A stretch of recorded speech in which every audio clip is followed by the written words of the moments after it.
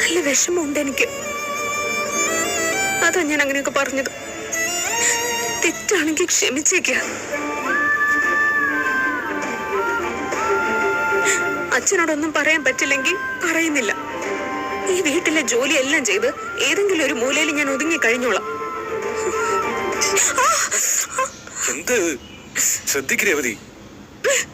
വേണ്ട, എന്നെ തൊടണ്ട. ഈ സ്നേഹമൊക്കെ വാക്കുകളിലേ ഉള്ളൂ. എന്നോട് ഇത്തിരിയെങ്കിലും സ്നേഹം ഉണ്ടായിരുന്നെങ്കിൽ ഇങ്ങനെ ചെയ്യുമായിരുന്നോ? ഞങ്ങളെ ആർക്ക് വേണമെങ്കിലും വഴക്ക് പറയാം, അടിക്കാം. എല്ലാം അനുഭവിച്ച് ഞങ്ങൾ മിണ്ടാതിരുന്നോളൂ. ഞങ്ങൾക്ക് ചോദിക്കാനും പറയാനൊന്നും ആരും ഇല്ലല്ലോ.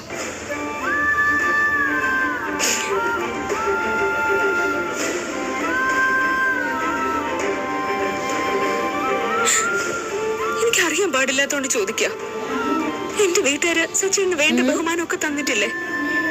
സച്ചിനെ സ്നേഹിച്ചിരുന്നില്ലേ? എന്റെ അമ്മ നാട്ടുകാരോട് സച്ചിനെ കുറിച്ച് നല്ലത് മാത്രമേ പറഞ്ഞിട്ടുള്ളൂ. സ്വന്തം മകനെ പോലെയല്ലേ സച്ചിനെ കണ്ടത്? പക്ഷെ രേവതി അവൻ എന്താ ചെയ്തെന്ന്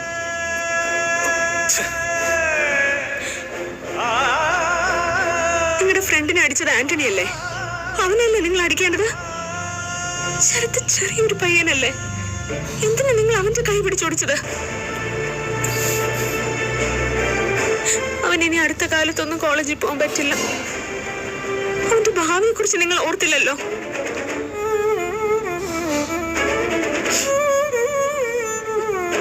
എന്റെ വീട്ടുകാരെ നിങ്ങൾ അന്യരായിട്ടാണല്ലോ കാണുന്നത്. എന്തിനവനെ കുറിച്ചൊക്കെ ഓർക്കണോ അല്ലേ?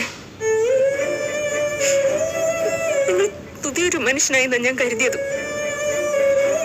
ഇല്ല. ഓരോ നിമിഷവും നിങ്ങൾ മാറിക്കൊണ്ടേയിരിക്കുക.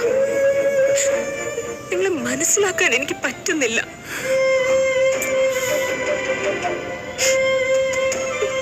എല്ലാം സഹിക്കാന്നല്ലാതെ വേറെ എന്ത് ചെയ്യാൻ പറ്റും എനിക്ക്? മനസ്സിലുള്ളത് മറ്റാരോടും പറയാനും പാടില്ല.